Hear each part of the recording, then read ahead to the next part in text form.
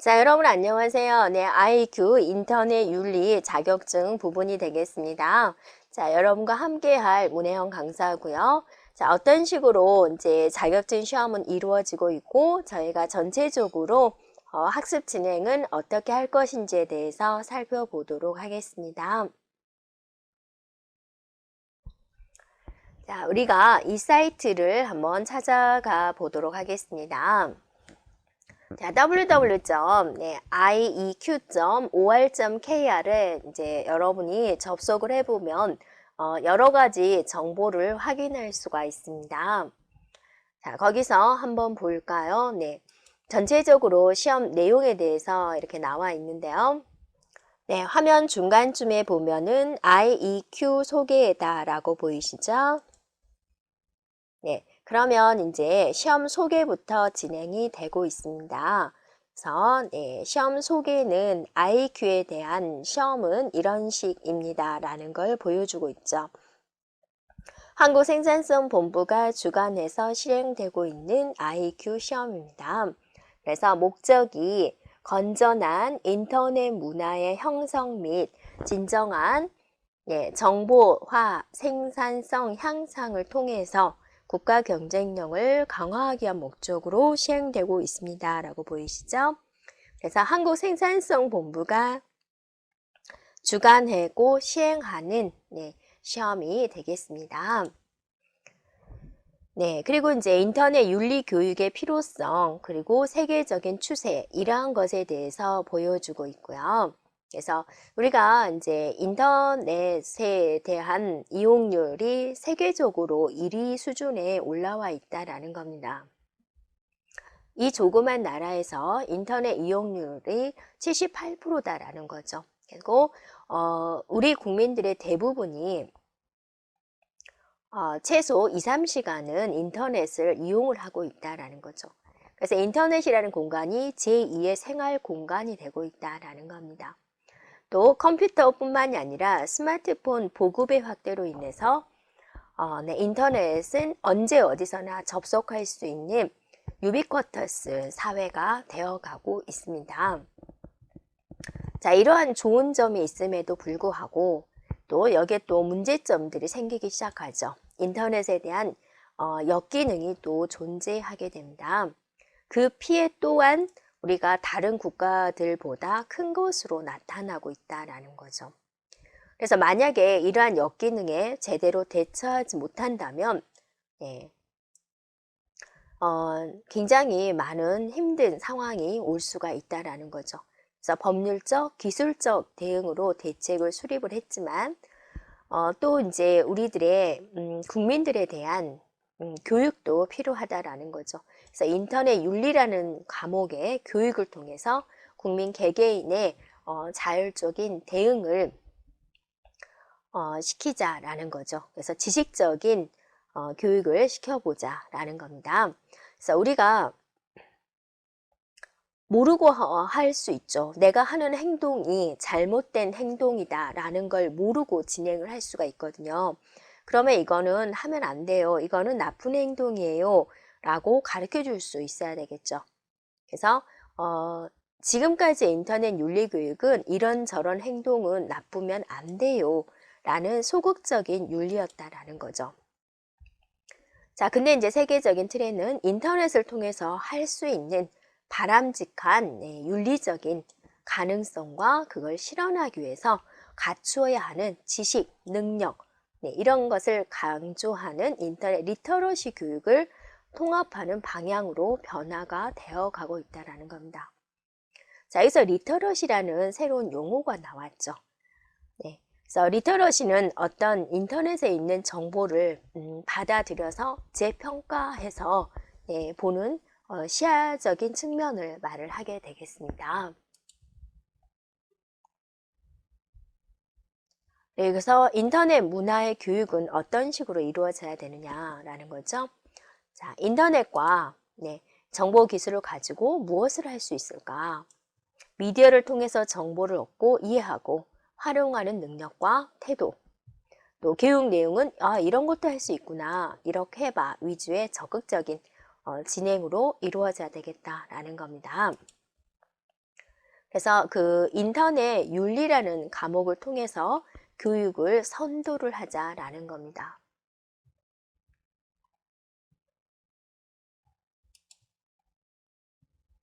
그래서 전 국민의 정보통신 윤리 소양을 배양을 하고, 자, 핵심은 건전한 인터넷 문화에 대한 형성이 되겠죠.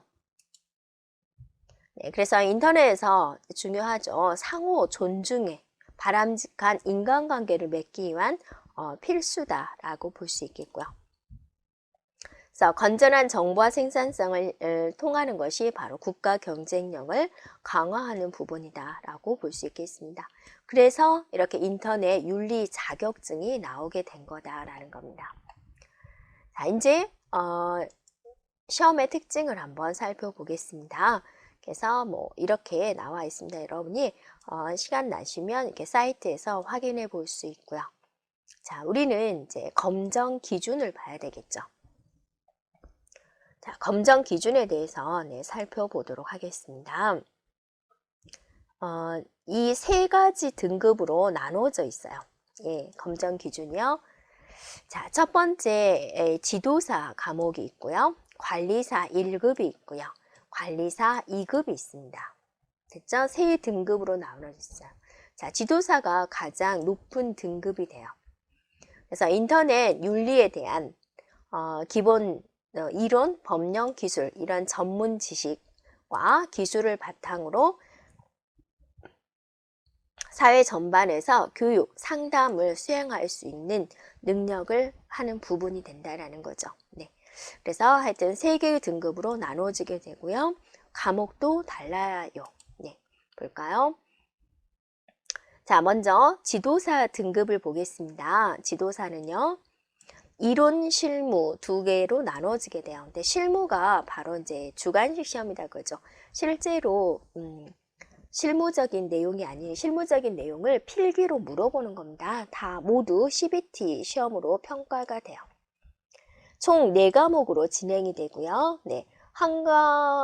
총 40문항이 돼 있죠. 그래서 40분 동안 평가가 되고 이 평가가 끝나면 다시 또 28문항을 가지고 40분 동안 평가를 하게 돼요. 그래서 평균 70점 이상이면 득점이 되고요. 50점 이상을 득점을 해야지 과락에서 면제를 받을 수가 있죠. 그러니까 평균 70점 이상 되어야 되고, 그 다음에 과락을 면하기 위해서 이론 50, 실무 50을 넘어야 된다라는 겁니다. 네, 그 다음에 이제 관리사 1급입니다. 관리사 1급은 3개 과목으로 진행이 되고요. 3개 과목이요. 네, 그래서 이론은 20문항을 시험을 보고요. 실기는 20문항을 시험을 보내요. 이렇게요. 그래서 이렇게 시험을 보고 평균 60점 이상이고요. 과락은 40점이 됩니다. 자, 그 다음에 이제 관리사 2급이에요. 자, 관리사 2급은요. 자, 총 2개 과목으로 시험을 보고요. 네, 이론 15문항, 실무 10문항이 됩니다. 그래서 이론과 실무를 하나의 시험으로 통합시켜서 평균 60점 이상 득점 시 학점이 된다라는 거죠. 자, 그래서 여러분이 이제 지도사는 몇 과목을 시험을 봐요? 네, 4과목을 시험 본다는 거. 그 다음에 관리사는요, 총 3과목을 시험을 본다라는 거.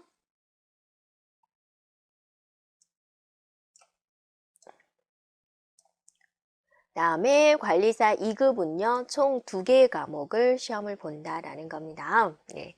그래서 관리사 2급은 그냥 통합형으로 60점 이상이면 합격, 관리사 1급은 평균 60점, 과락 40점, 지도사는요, 평균 70점, 과락 50점이 됩니다. 네, 그 CBT 시험은 이런 식으로 진행이 돼요. 우리가 어떤 식으로 시험이 진행되는지 한번 살펴보도록 하겠습니다. 시험이 진행이 되면 이렇게 수험번호와 수험번호를 입력을 하고 조회 버튼을 누르게 됩니다. 네, 시험 유형 급수를 선택을 해서 조회를 눌러주면 여러분이 입력한 내용이 이렇게 모두 나오게 돼요. 네, 그러면 이제 감독관이 자체적인 비밀번호를 주게 되고 확인을 눌러주고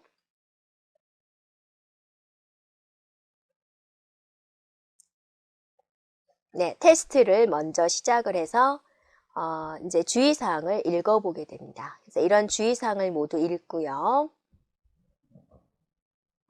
자, 맨 마지막에 동의합니다가 있습니다. 네, 다음 단계 눌러주면은요. 네, 검정 방법에 대해서 보여주고요. 자, 화면은 이렇게 생겼습니다. 이거는 이제 연습의 화면을 보여주는 거죠. 그래서 위쪽에 문제가 나오게 되고요. 됐죠? 네. 그리고 하단에 1, 2, 3, 4 중에서 하나를 고르게 됩니다. 네. 자, 골랐으면 다음 문제를 풀어야 되겠죠? 네. 그래서 다음 버튼 눌러주면 다시 그 다음 문제가 나오게 되고요. 여기에 문제에서 이동막대가 있기 때문에 끝까지 내려서 읽어봐야지 됩니다. 또 해당되는 답을 골라주고 다음 버튼을 눌러주면 돼요. 그래서 여러분이 푼 거는 바로 이쪽에도 같이 체크가 돼요. 그래서 네, 그죠? 이런 식으로 문제가 있다라는 걸 보여주고 자, 여기는 이제 시계가 돌아가게 됩니다. 자, 어느 정도 몇 분이 남아 있어요 라는 걸 보여주게 됩니다.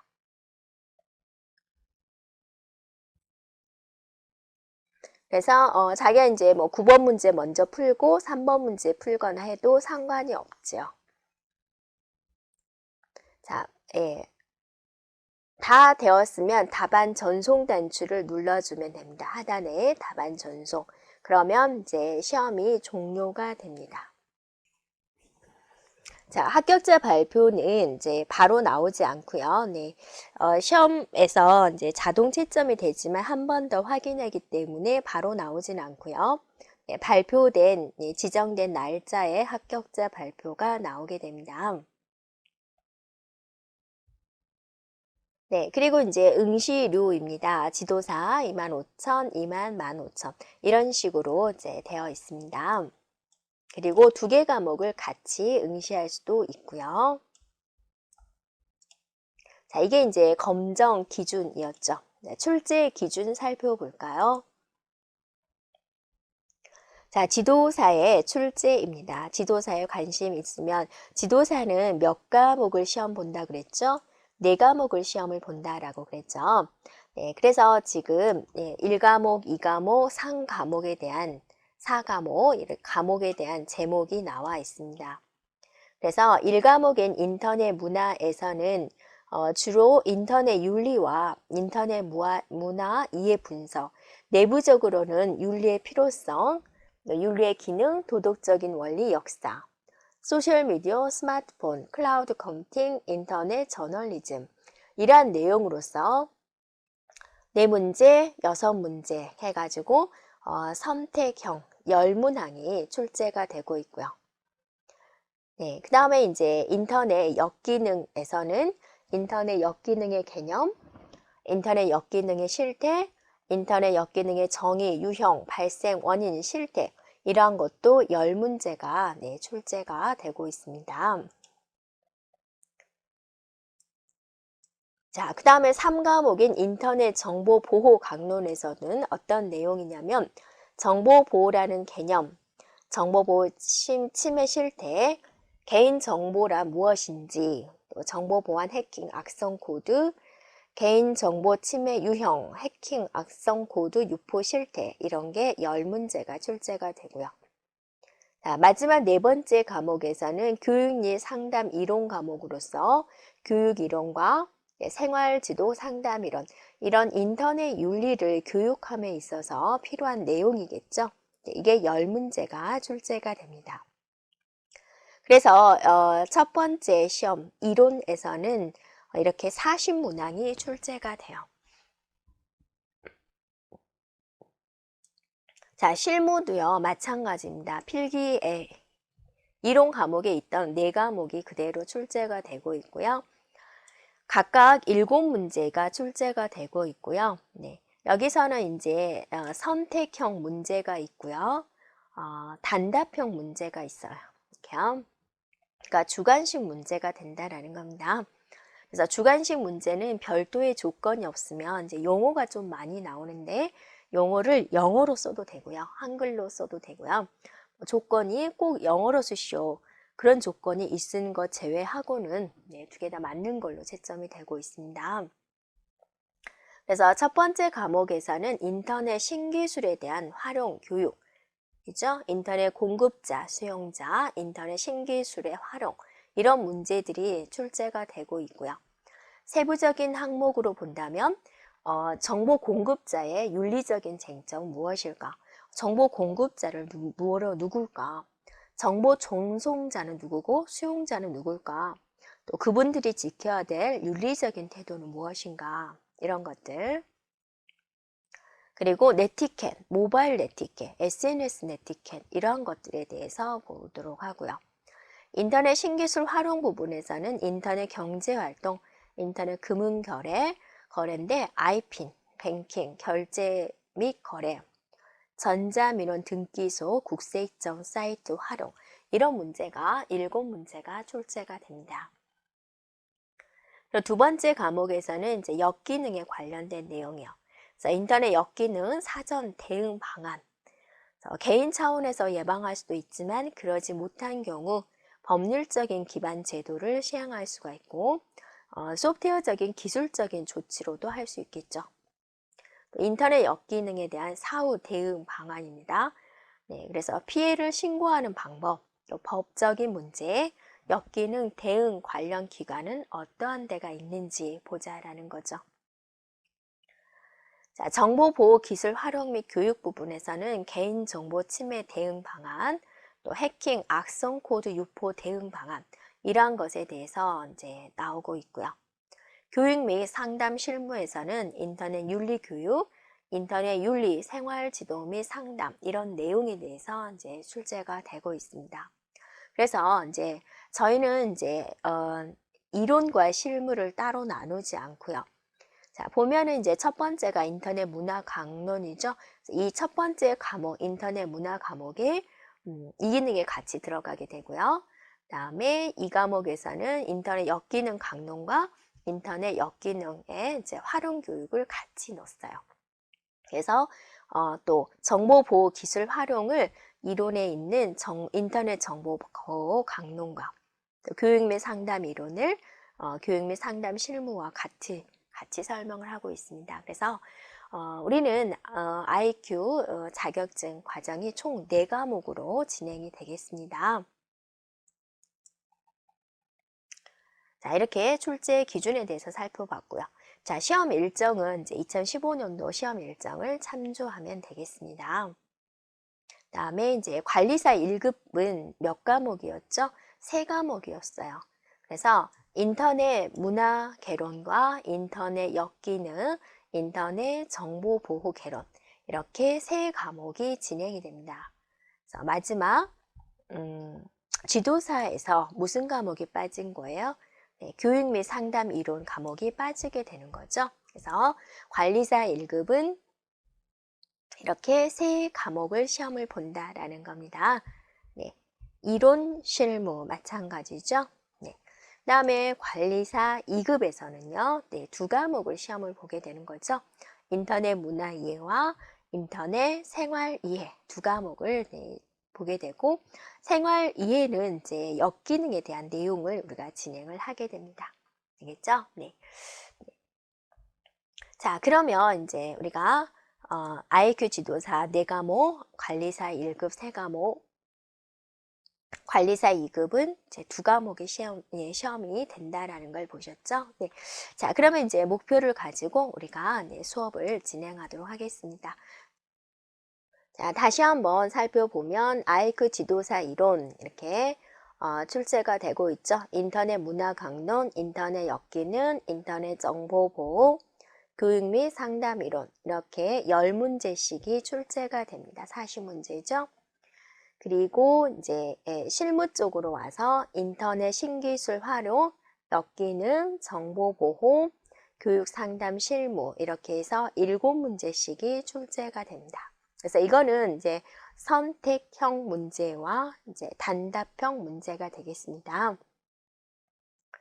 자, 그 다음에 이제 관리사 1급에서는 인터넷 문화, 인터넷 역기능, 인터넷 정보보호. 그러니까 여러분이 이제 지도사 과목과 3과목이 겹치게 되는 겁니다. 지도사에서 한 과목이 빠지는 거죠.